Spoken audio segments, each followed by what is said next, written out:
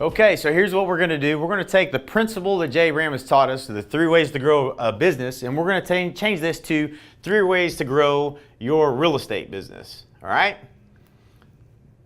So Jay taught me these principles years and years ago. No one was teaching anything like this. In fact, Jay's taught most every mentor that I've ever paid money to in the real estate industry. He's the guy that taught them. So we're going to break this down to how can we apply this to your own business. So sometimes when you think about it, it doesn't matter whether you're doing 500 transactions right now. In fact, if you're doing 500 transactions right now, this is going to make you a lot of money because the zeros just get bigger on the opportunity side of things. And sometimes we get that, like Jay says, that tunnel vision instead of funnel vision.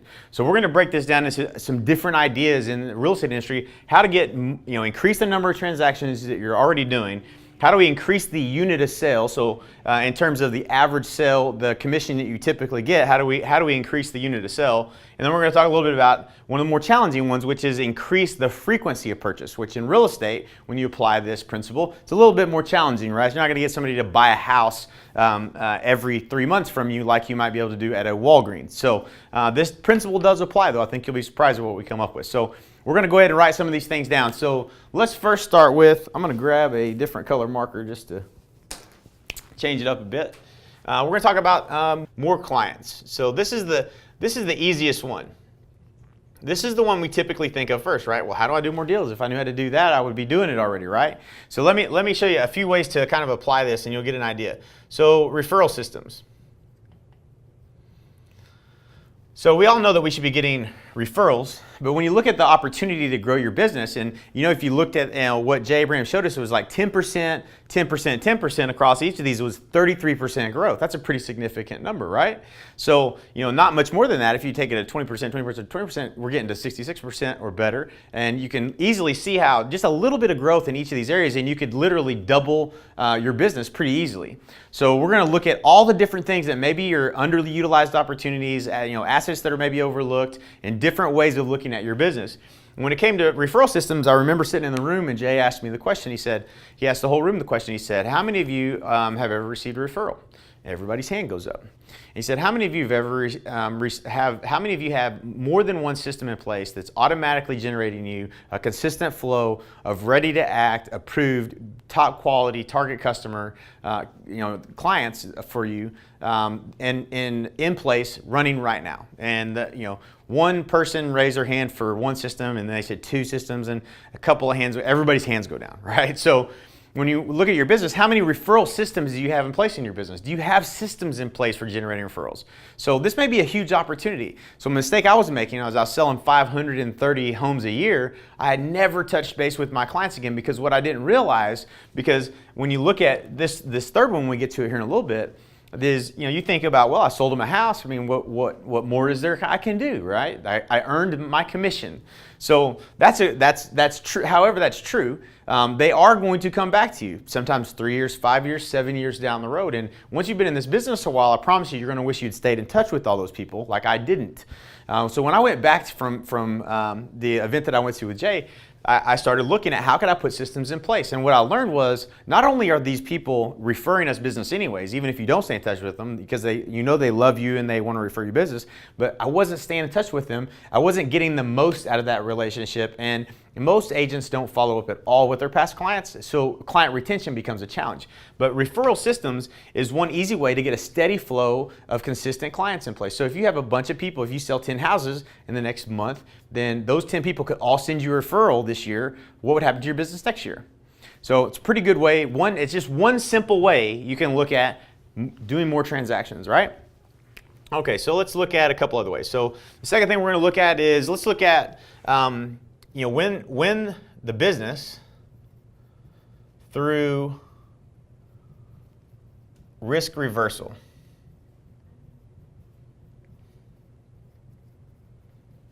So that's number 2. Let me explain to you what I mean by that. So risk reversal. So I remember I was getting beat by an agent, a really good agent actually, one of the top agents in the country. And I used to go on appointments, and I finally get an appointment with him. I was chasing expireds and FSBOs and everything else, and obviously those should be on this list, FSBO expired. But I was chasing this business, and I would go out on the deal, and they would lower their commission, and they would beat me on the appointment, and it drove me freaking bananas. I hate it when real estate agents lower their commission, because I believe that we're worth what we charge, and we should be, paid what we're worth. So, and risk reversal, one thing that you can do is say, listen, unfortunately, I'm not going to drop my commission to 4% like the other agent's going to do. But what I will do is I guarantee you I'll sell your home at the asking price or above, or we can, I'll charge you nothing, or we can take it out of my commission. So there's ways you can use risk reversal. Now, how good of a deal is that? So listen, we're going to sell it at the asking price, or you pay me nothing. So and this is a principle Jay's going to talk about a lot more. I'll talk about a lot more. Mike will talk about a lot more. But risk reversal, there's ways that you can win the listing or win the buyer 100% of the time. When you assume all of the risk and they assume none of the risk, you're going to win the deal. So if you put a system in place for risk reversal, you're going to win more of the buyers you talk to on the phone, more of the buyers that you present to, more of the sellers that you talk to on the phone, more of the sellers that you present to. You're going to win more of those listings, which is going to in turn increase the number of transactions. So using the principle of risk reversal, you can actually do more deals. So this one's an obvious one. It's marketing. I mean, obviously, this is something. Well, yeah, Jay. Of course, if I knew how to market, I would be doing that already. But when it comes down to this, we're going to get into this way deeper into the course that we're doing with Jay, and also we're going to get into this in a lot more detail in terms of some other opportunities we have to share with you on how to increase your marketing. But if you're not spending money to grow your business, name a business that doesn't have some type of marketing in place. So it's something you should be doing. It's something you should have a consistent flow of new business coming from your marketing efforts. And we're going to teach more on that, but this is another way, obviously, of growing the business. So the fourth way, let's look at, telemarketing. Well, we might call this prospecting, but in other businesses, I'll never forget, Jay Abraham said, you know what, any of the businesses in the room use telemarketing. And then one guy's hand stayed up the whole time he was asking these questions, and 100% of the business that they had came from telemarketing. That's all they did. They didn't have a referral source, they didn't have any other sources, but 100% came from telemarketing. What can you learn, adapt, adopt, and apply from a company that's doing nothing but telemarketing?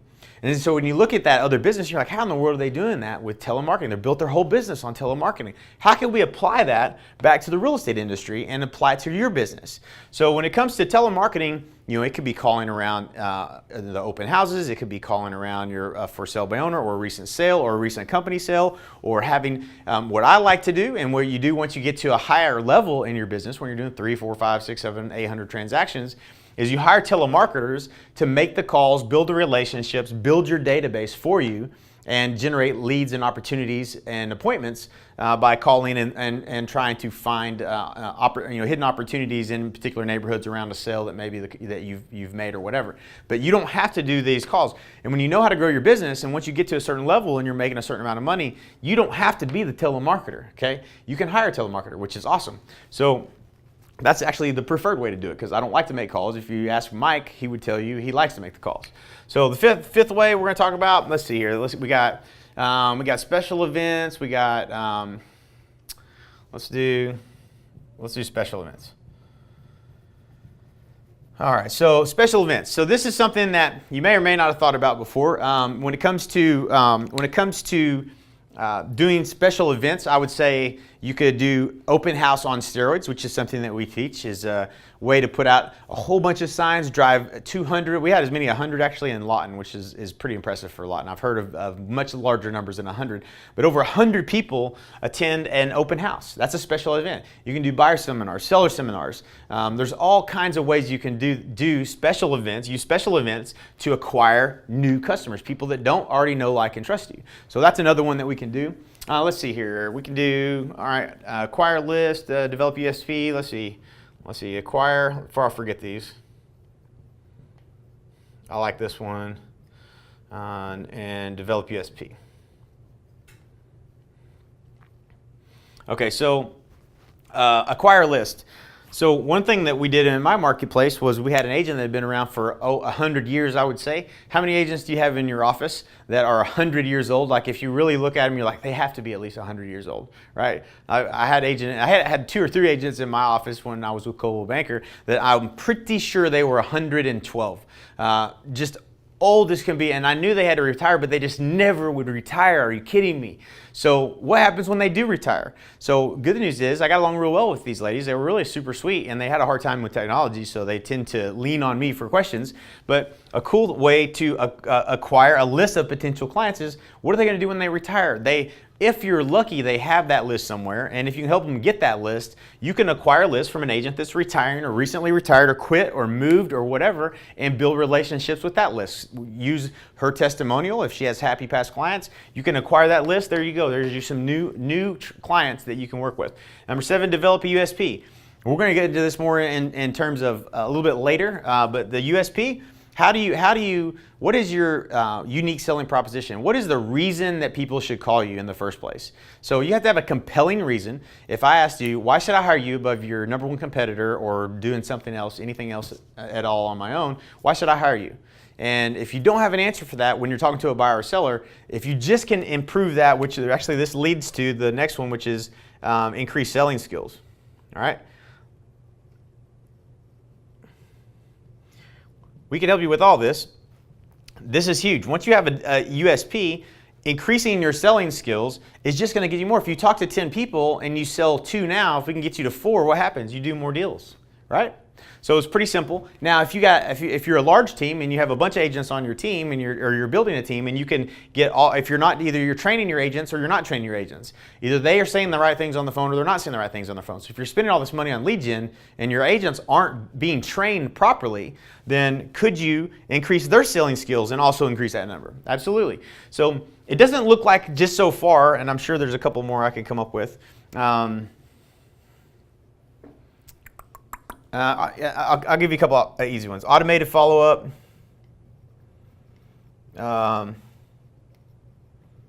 And this was a big one, right? We suck at follow-up. I did. I don't know about you, but if you're really good at follow-up with long-term follow-up, then you're better than I am, because this is a challenge for us, right? So if you get a system that automatically follows up